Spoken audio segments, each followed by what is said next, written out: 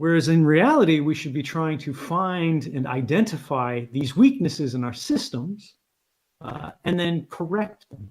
You can think of a leak in a pipe and then put a patch over it so it no longer leaks.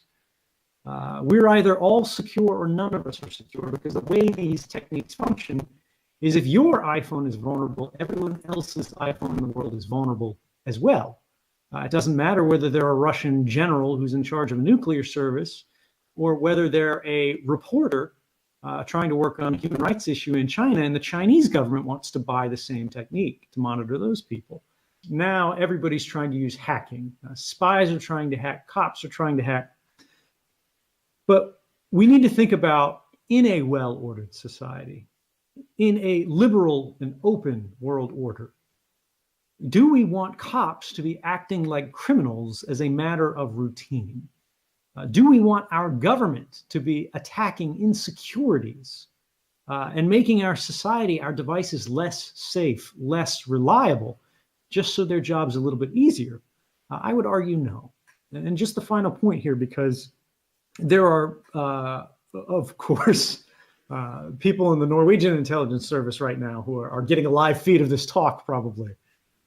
And they're going, oh, that sounds terrible. We can't spy on them just by looking at what's crossing the internet, and we can't hack their phones. We can't hack their laptops. Oh, whatever shall we do? Real criminals, legitimate criminals, terrorists, kidnappers, bomb makers, we won't be able to track them. And to even people like myself, that's a persuasive argument, right? We want our police to be able to thwart legitimate crimes, serious crimes. We want them to be able to do life-saving work. They got two police officers to stand to his left, acting like a husband or wife.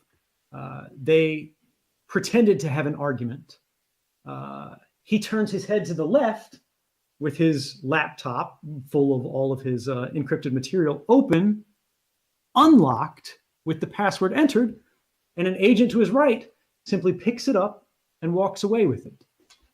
There will always be ways for police to do their work. That is not a reason, let's put this more simply. Free societies do not restructure the rights that the public is entitled to for the convenience of spies and police. The thing is, whenever they have a choice, whenever they're asked to make a choice between one technique and another, they take both. We need to do the same. If we are being asked, should we choose between political reform as our best technique or creating technical tools that allow users to protect themselves no matter what the law says, or should we get technology companies to fundamentally reshape the way the internet works? The answer is we have to do all of them, because that's the only way we're going to make headway. That's the only way we're going to make progress. That is the only way we're going to create a secure and reliable internet that protects everyone.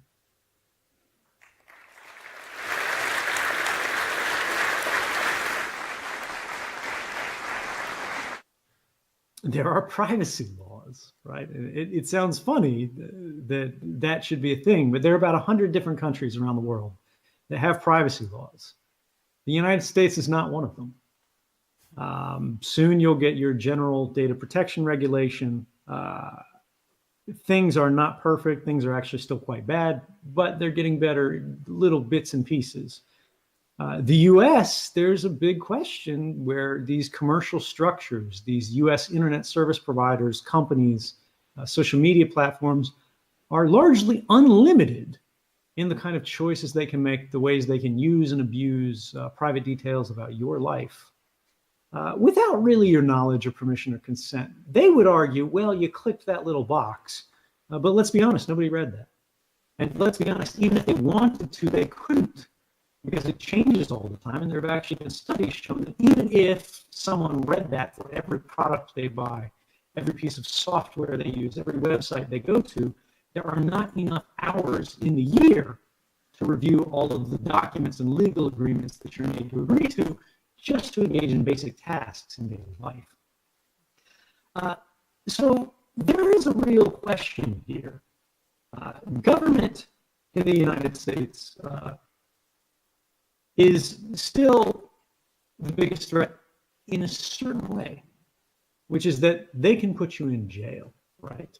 In countries that have the death penalty, they can kill you. Companies can't directly.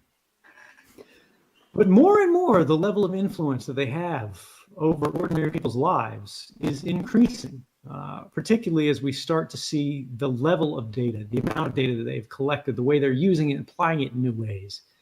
They're using algorithms to make concrete decisions about our lives. Ultimately, whether we're talking about grants of credit, who gets a job and who does not, whose voice is made heard on a platform and whose voice is silenced. They are shaping the future of our world. And they are largely, and unfortunately, I hate to say this, but increasingly not accountable to public and society more broadly. The question is, how do we fix that without causing more harm than we sought to prevent? Now, using Facebook is not the same thing as slavery, and I'm not trying to make that comparison. But slavery was abolished for a reason, even in countries where you could voluntarily indenture yourself into another person's service. But it goes beyond that.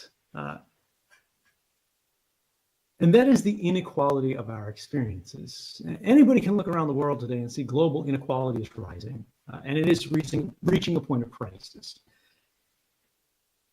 Saying that, well, people can make their own choices, which is reasonable. And then adding on the end of it, no matter what, no matter how badly they're getting screwed, no matter how obvious it is, and they can never revoke their consent. They can never escape from the system once they've gone into it. That's where it starts to sound a little bit crazy. And the reason is this.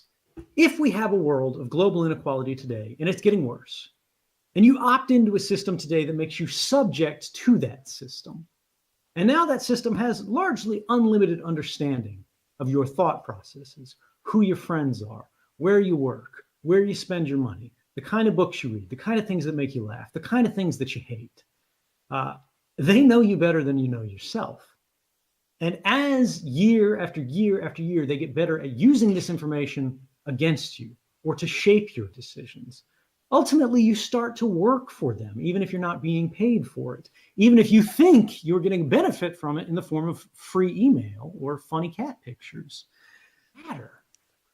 And if we have the right to give all of our power away, whether that be economically, whether that be politically, whether that be socially, or through anything else, to some company or some government, and we suffer for the rest of our lives from that, that may be many things, ladies and gentlemen, but that is not freedom. Look at the way you're gathered right now. This conversation that we're having right now would not have been possible in any other generation that has lived throughout human history.